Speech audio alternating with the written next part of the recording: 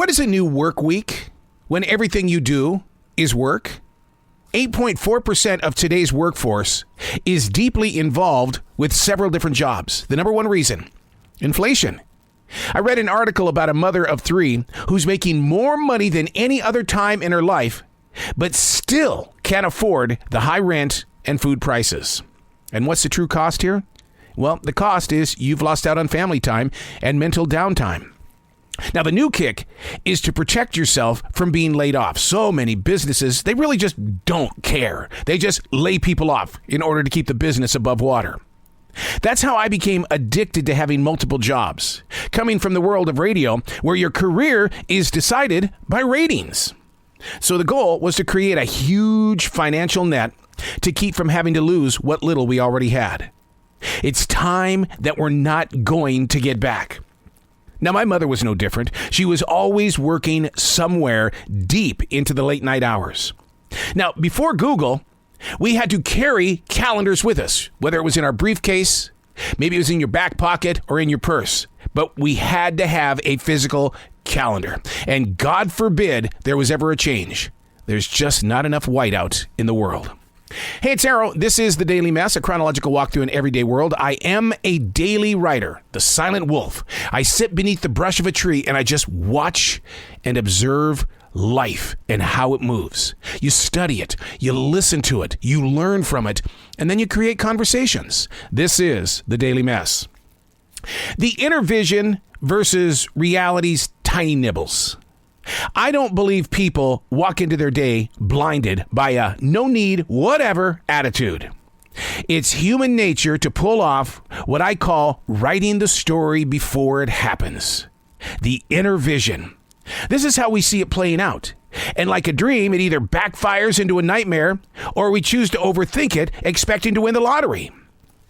Learning how to control your inner theories, believe it or not, it's a very powerful tool in your tool chest in the way of understanding your relationships and the future.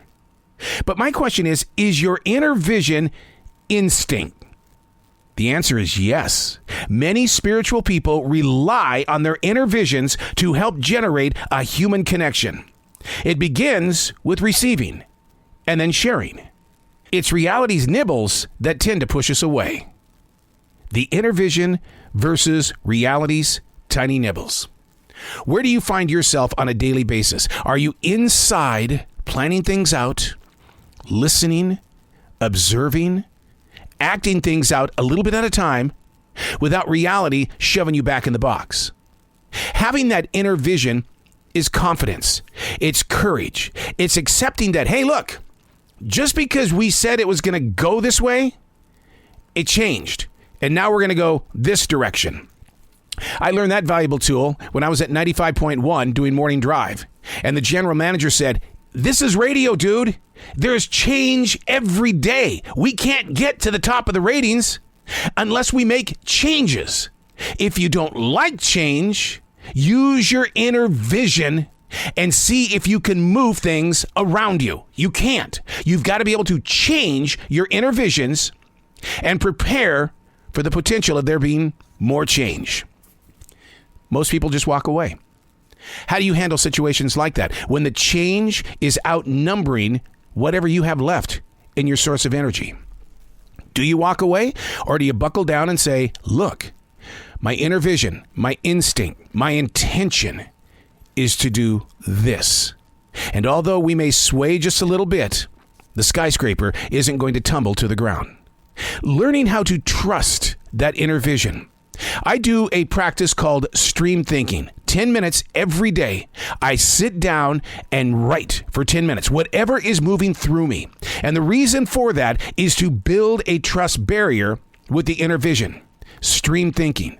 Understanding that when there is change, I probably saw it long before it got here. Practice it. It is a tool that is going to make you greater than what you were yesterday. I'm Arrow, and that's The Daily Mess.